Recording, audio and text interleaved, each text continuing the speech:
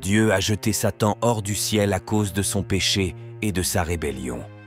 Jésus a dit qu'il avait vu Satan tomber du ciel comme un éclair. Mais pourquoi Dieu n'a-t-il pas simplement tué Satan et l'a-t-il banni pour de bon?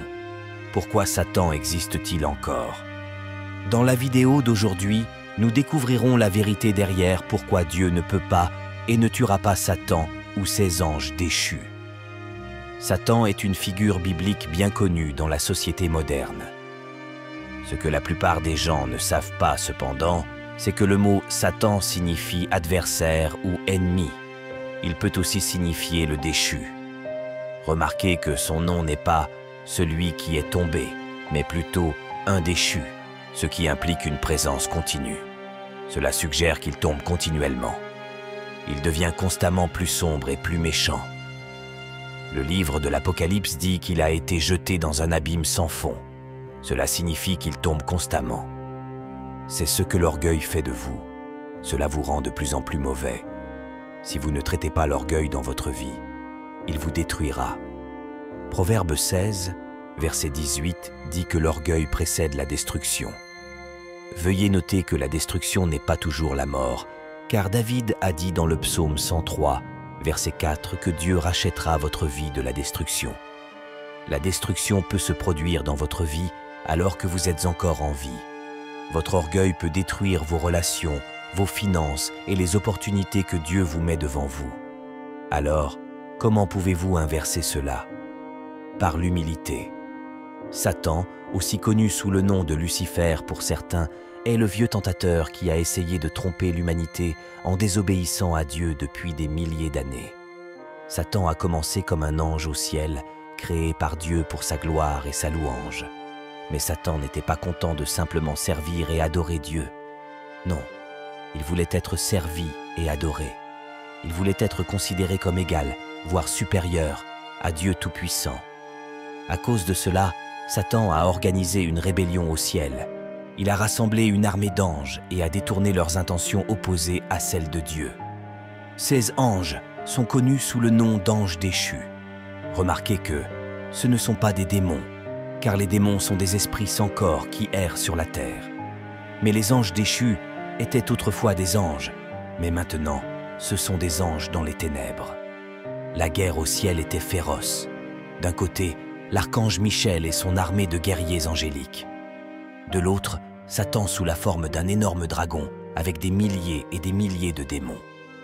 Cependant, la domination de Dieu ne pouvait pas être renversée avec succès et la bataille s'est terminée par le renvoi de Satan et de ses anges du ciel. Apocalypse 12, versets 7 et 8 disent « Puis la guerre éclata dans le ciel. Michel et ses anges combattirent contre le dragon. Le dragon et ses anges combattirent aussi, mais ils ne furent pas les plus forts, et leur place ne fut plus trouvée dans le ciel. » Pouvez-vous voir que Satan et ses anges avaient une place, une position et une dimension dans le royaume céleste, mais ils l'ont perdue? Mais en tant que chrétien, vous avez gagné une place au ciel. Éphésiens 2, verset 6 dit « Dieu nous a ressuscités ensemble et nous a fait asseoir ensemble dans les lieux célestes, en Jésus-Christ. » Mais pourquoi Dieu n'a-t-il pas simplement tué Satan et tous ses anges? Pourquoi les a-t-il laissés fuir sur terre pour causer la mort et la destruction à l'humanité? C'est la question à laquelle nous répondrons dans la vidéo d'aujourd'hui. Restez pour les réponses. La raison principale est que Dieu ne peut pas tuer Satan ou ses anges parce qu'ils ont été créés par Dieu et à l'image de Dieu qui est esprit. Dieu est esprit, selon Jean 4, verset 24. Donc Lucifer et ses anges sont des esprits et donc ils ne peuvent pas mourir. Le fait que Satan soit en vie signifie que Dieu a un certain dessein pour lui. Dieu a un plan pour toutes les créatures. Il les a toutes créées avec un but. Et même lorsque la création ne choisit pas la volonté du Créateur, le Dieu créateur a un moyen d'utiliser les mauvaises circonstances, les choix et les décisions pour sa gloire. Nous examinerons donc qui est Satan et comment Dieu utilise Satan aujourd'hui. Dans le livre d'Isaïe, au chapitre 14, nous voyons comment Satan est tombé du ciel. Ce texte nous donne un aperçu de ce que la Bible dit sur sa rébellion. « Comme tu es tombé du ciel, astre brillant, fils de l'aurore, comme tu es abattu à terre, toi qui faisais ployer les nations. Tu disais en ton cœur, je monterai au ciel, j'élèverai mon trône au-dessus des étoiles de Dieu. Je siégerai sur la montagne de l'assemblée, à l'extrémité du septentrion. Je monterai sur le sommet des nuées, je serai semblable au Très-Haut. Mais tu as été précipité dans le séjour des morts, dans les profondeurs de la fosse. Un autre nom communément attribué à Satan est Lucifer. Le nom Lucifer signifie littéralement « porteur de lumière ». Nous voyons que Lucifer a été abattu à cause d'ambitions orgueilleuses. Ce passage est une déclaration claire de ce qui est arrivé à Lucifer. Une autre référence à la chute de Satan se trouve dans le livre d'Ézéchiel, au chapitre 28. Ainsi parle le Seigneur Dieu.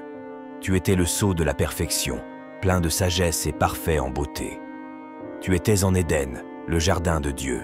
Toute pierre précieuse formait ton manteau, sardoine, topaze et diamant, chrysolite, onyx et jaspe, saphir, escarboucle et émeraude. Ta bague et tes joyaux étaient en or, préparés le jour où tu fus créé. Tu étais un chérubin protecteur oint. Je t'avais placé, et tu étais sur la montagne sainte de Dieu. Tu marchais au milieu des pierres étincelantes. Tu étais intègre dans tes voies depuis le jour où tu fus créé, jusqu'à ce qu'il s'y trouve de l'injustice. Par l'abondance de ton commerce, tu as été rempli de violence, et tu as péché. Je t'ai donc rejeté de la montagne de Dieu comme une chose profane, ô chérubin protecteur, et je t'ai fait disparaître du milieu des pierres étincelantes. Ton cœur s'est enorgueilli à cause de ta beauté. Tu as corrompu ta sagesse à cause de ton éclat. Je t'ai jeté par terre. J'ai exposé ta personne devant des rois pour qu'ils contemplent ta honte. Ézéchiel parle ici d'un être parfait créé par Dieu pour être beau et précieux. Mais alors quelque chose s'est produit. Une injustice a été trouvée en cet être. Il a péché, et à cause de ce péché, Dieu l'a chassé du paradis. C'est une deuxième référence à la chute de Satan. Il est tombé parce qu'il y avait une semence de méfiance en lui. Quelque chose d'orgueilleux grandissait en lui, quelque chose que Dieu ne pouvait pas permettre au ciel. La réalité est la suivante. Satan était un ange de haut rang au ciel. Il est tombé si bas qu'il est devenu non seulement Satan le rebelle, mais aussi Satan le tentateur, si ignorant dans ses voies qu'il ne pouvait s'empêcher de guider les autres dans l'erreur, comme il a égardé lui-même. Satan est aussi un accusateur. Comme on le voit dans le livre de Zacharie, au chapitre 3, nous avons une image claire de Josué se tenant devant Dieu avec Satan à sa droite, apportant des accusations contre Josué. Dans le Nouveau Testament, nous voyons que Satan tourmente encore l'humanité. Même le Seigneur Jésus-Christ a été tenté par Satan pendant 40 jours dans le désert. Jésus confirme plus tard dans son ministère une vue de l'Ancien Testament sur l'origine de Satan, quand dans Luc 10, verset 18, il dit qu'il a vu Satan tomber du ciel comme un éclair. Un exemple est trouvé dans 2 Pierre 2, verset 4. Car si Dieu n'a pas épargné les anges qui ont péché, mais les a jetés dans l'enfer, les livrant aux chaînes de l'obscurité, pour être réservés pour le jugement, Jude dit dans le 1er chapitre de sa lettre où il dit « Et les anges qui n'ont pas gardé leur position d'autorité, mais ont abandonné leur propre demeure, il les a gardés enchaînés dans les ténèbres pour le jugement du grand jour. » Satan a la liberté de vivre, oui, mais il sera finalement tenu responsable de ses péchés. Cela nous donne encore une fois une certaine clarté sur pourquoi Dieu ne peut pas tuer Satan et ses anges déchus. Ce ne serait pas juste de tuer un criminel avant un procès équitable. Dieu attend le jugement du monde, où chacun sera pesé et récompensé selon ses œuvres. Pour répondre à la question posée, nous devons d'abord regarder de près qui est vraiment Dieu. Le fait est que certaines des saintes caractéristiques de Dieu le poussent à agir d'une certaine manière. Plus loin encore, parce que Dieu est toujours le même, jamais en train de changer, si nous sommes capables de découvrir qui il est, alors nous pouvons comprendre de manière fiable pourquoi il fait ce qu'il fait. Les actions de Dieu sont toujours un débordement de sa nature. En d'autres termes, ce que Dieu fait vient de qui il est. La première chose à retenir lorsque l'on pose cette question est que Dieu est tout-puissant. Il ne peut en fait y avoir aucun défi à son autorité parce qu'il a le pouvoir de tout l'univers à sa disposition. Si l'on y réfléchit, cela a tout son sens. Rien de ce qui est créé ne peut être plus grand que son Créateur. Si Dieu a vraiment créé tous les êtres et toutes les choses, comme le dit la Bible, alors il va de soi qu'aucune de ces créatures ne peut atteindre une position plus élevée que la sienne. Un malentendu courant à propos de Satan est qu'il est l'ennemi ultime de Dieu. Il y en a certains qui croient que Satan et Dieu sont dans une impasse sur l'univers. Il y en a certains qui croient que Dieu a à peine défendu le ciel en repoussant Satan et ses démons. C'est une grosse erreur de penser ainsi. Dieu n'a pas de rival. Personne ne s'approche de lui dans sa puissance, pas même Satan. La bataille pour le ciel, du point de vue de Dieu, n'était pas du tout une bataille. Il n'y avait aucune chance que Satan puisse gagner contre le tout-puissant créateur du ciel et de la terre. L'événement est capturé dans l'Apocalypse, chapitre 12, versets 7 à 11. Essayez de remarquer ce que Dieu fait pendant que la bataille fait rage. Alors, il y eut une guerre dans le ciel, Michel et ses anges combattant contre le dragon.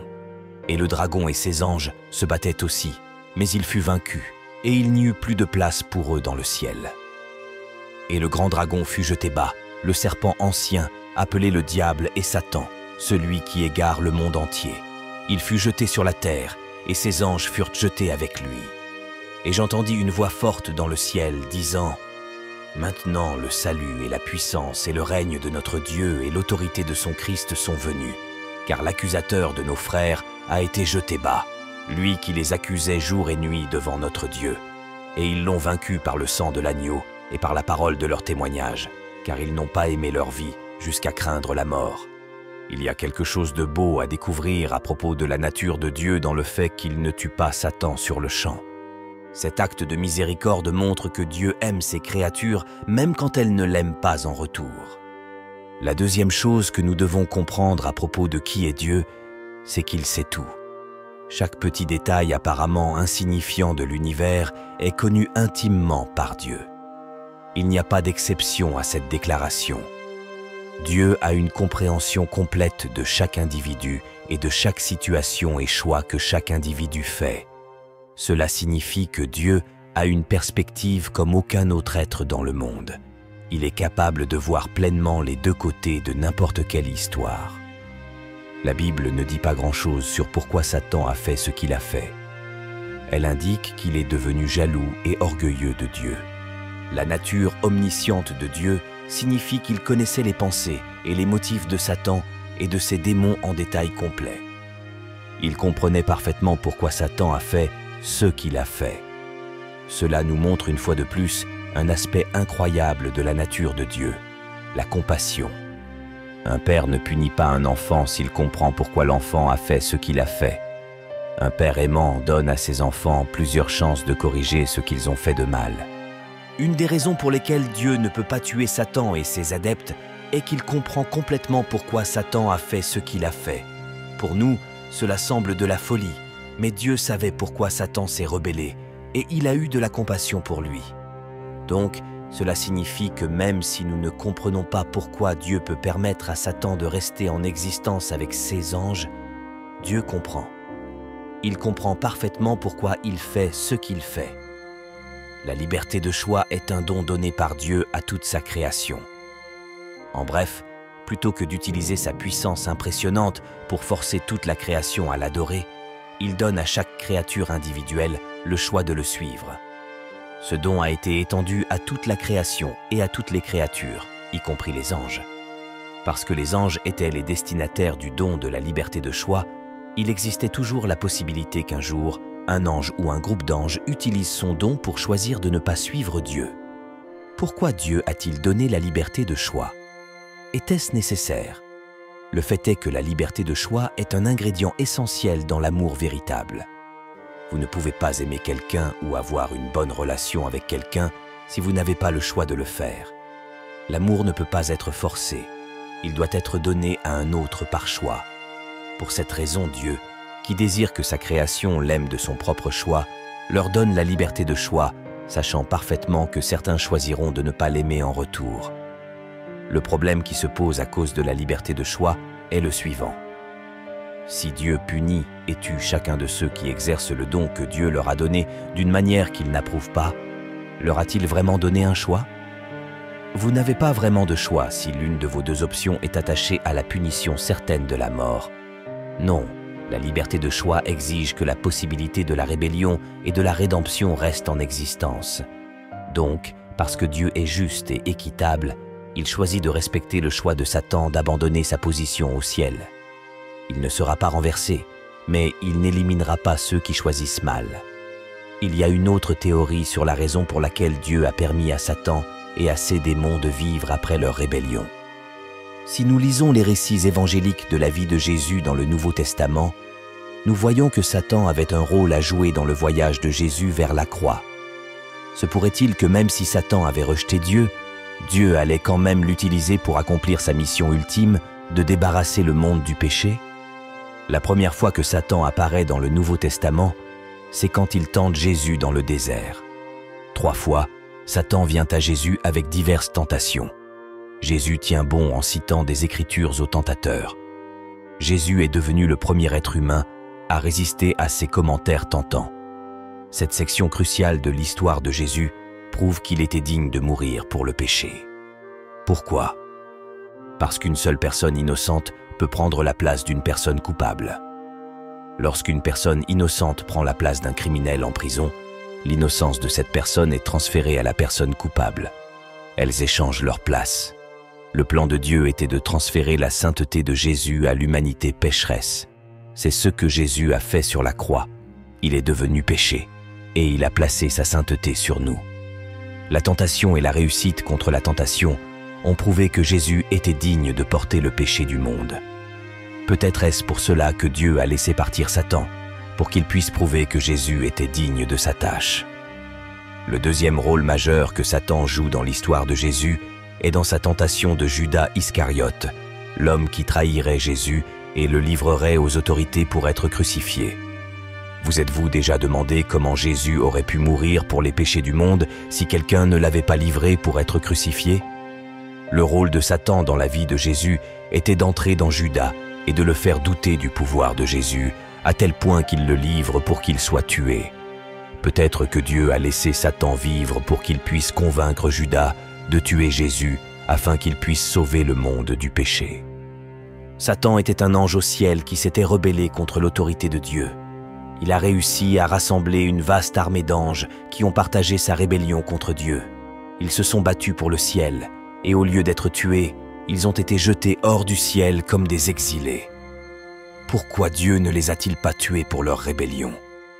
Peut-être parce que Satan avait un rôle plus important à jouer dans l'histoire de la rédemption. Peut-être était-il un autre outil dans l'arsenal de Dieu.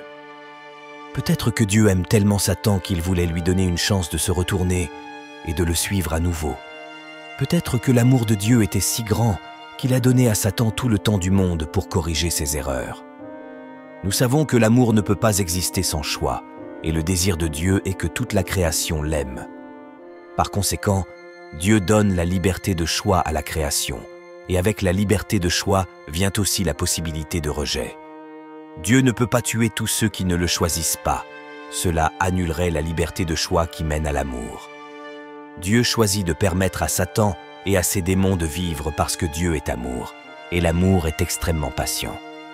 Si cette vidéo vous a béni de quelque manière que ce soit, alors cliquez sur le bouton j'aime, partagez-la avec vos groupes chrétiens et cliquez sur le bouton merci ci-dessous.